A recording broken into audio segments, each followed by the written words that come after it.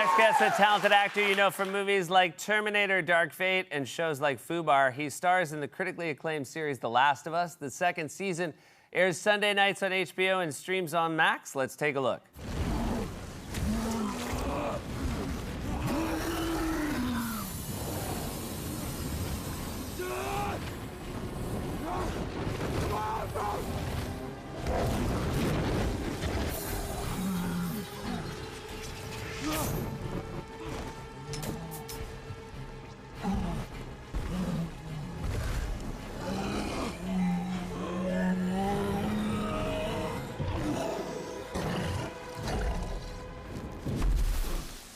Please welcome to the show, Gabriel Luna, everybody!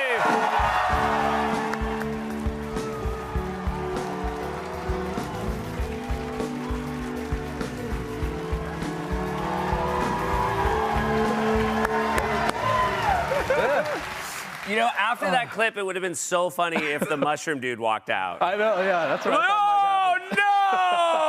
Oh, no! Congratulations on the success of the Thanks, show. It's Seth. really Thanks, a cool thing. Just like your character, you're from Austin. I am. Must be a nice way to connect when you start playing a fictional person. Of course. I always joke, if I can't play a guy from Austin, Texas, I should probably just hang it up. Just get out of the business. Yeah. But we have a mutual friend, Dave. Who runs Dave Old Town Buckman, who runs a theater Yeah. in Austin. One of my old improv buddy. I was so happy to hear he's a friend of yours as well. I love that guy, yeah. You, this was a fantastic episode. I mean, for a lot of reasons, but the action in this episode was just over the top. How long did it take you to actually shoot it? We shot that over the course of about 2.5 weeks, and then I came back on and did 4 days of second unit. Wow. And, it was, but I'm thankful for the stewardship of Craig Mazin and Mark Mylod, who of course, incredible director. So he, he'd bring us all together, and we'd have our safety meeting, and he'd get on the God mic and just, in his beautiful, sweet, charming, British accent, just let us know that we're going to do the impossible today. And we It was so intense to watch, and yet sometimes I think of like when they yell cut, you're around so many other actors who are dressed as the infected. Right, yeah. In that moment, is it still scary, or does it just sort of become silly immediately? No, it's always like those memes of all the old 80s movies where there's the Predator kind of sitting there with his head off and having a coffee. Yeah. Or like Gandalf on a golf cart. Right. So we're just but we become very close. We work very tightly with not just the 50 plus, almost 100 stuntmen in full prosthetics designed by Barry Gower, who's an incredible special effects makeup designer. Yeah. But then also like 100 plus background actors who are all in full makeup and a complete army of wardrobe people who are putting all the distressed, garments on everyone.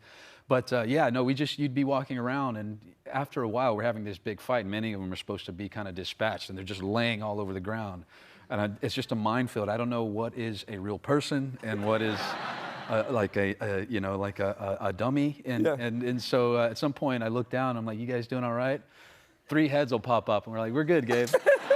And I was just like, okay, just a little infected cuddle puddle. I like it. I don't want to spoil it, because I do think, this season, there are some emotional moments that you do want people to experience on their own. But something happens, certainly, that elevates your character and what we're going to see you do throughout the rest of the season. Going in, were you sort of aware of the path that your character was going to take? Because it was a smaller part, obviously, in the first season. Yeah, no. I played both games before I started the first season. It took me about 2.5 months because I just kept dying, and I'd get tired of seeing my head get ripped off or whatever. But it was I kind of knew where Tommy's trajectory was going. I was very excited about what we'd be doing in the second season long before we ever even completed the first. So, but I also knew that early in that second game, there's the kind of abrupt departure of a beloved character and a beloved person to me personally, as the character Tommy and as the person Gabriel. And I just, it was something where we all had to prepare for what that is. It's going to be a dynamic shift. When things like that happen in life, family dynamics change, and it was very much the same for us on the set because I'll just say it, Pedro is a beautiful and wonderful person and led with such grace and talent, and I thought, we just all felt that transition when it now kind of rests in the hands of Bella Ramsey and Caitlin Dever and myself. I'll take the other side. I think he got what was coming to him. Oh, yeah?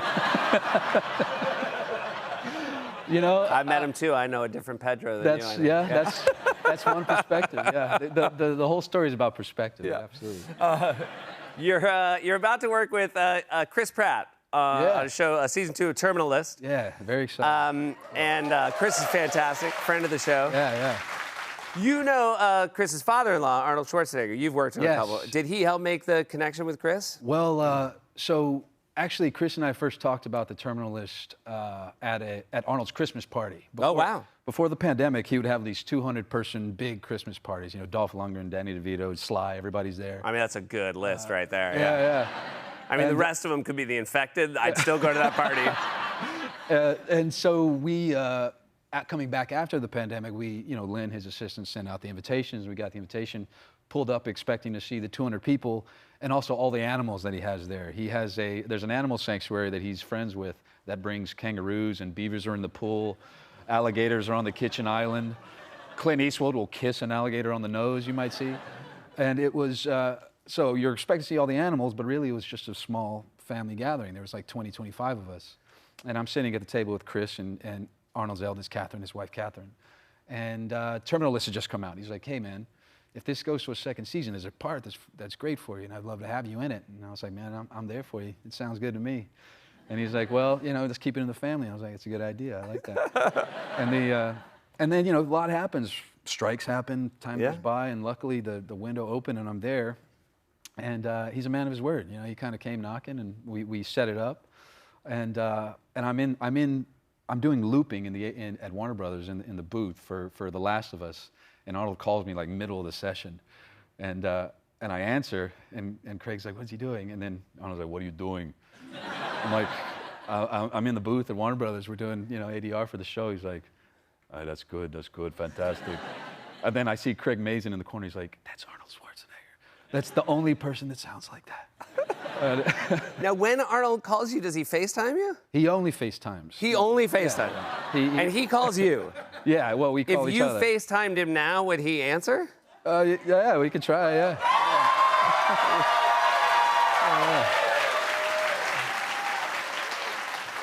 FaceTime Arnold. Oh, great. Okay, it's ringing. All right. He's usually outside in the back porch playing chess, and because he only FaceTimes and he also emails with pictures that he does markups on. Oh. And so he'll send you a picture, and it'll just be in red ink, whatever message he actually wants to say to you. Wait, What's up, big guy? What's up with you? Seth Meyers.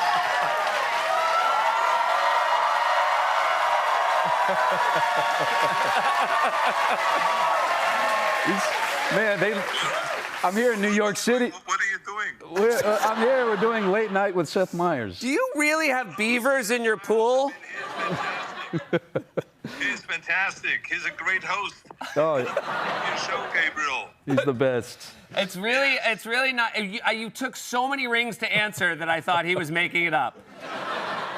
Who was making it up? The Gabriel. He said you'd answer the phone. I didn't believe him. You were mid-chess game, I'm sure, yeah? You were playing chess. I mean, first of all, let me just make it very clear. I would answer the phone anytime for Gabriel because Gabriel is a great guy. Oh, man. I love you. And I wish him all the greatest success. He's one of those actors that want to make sure that he gets everything, all the rewards for his great work and great entertainment. So anyway, it's set. I cannot wait to do your show. I'm going to promote Fuba very soon. That's right. I'm going to come to the show if you like it or not. Okay. You're going to be here whether I like it or not. I promise you that. And when you're here, we're going to call Gabriel, and he better answer. Yeah, but we're going to have a great time if you like it. Gabriel Luna. I love you. Arnold Schwarzenegger, The Last of Us, here Sunday nights on HBO and streams on Max. We'll be right back with journalist Graydon Carter.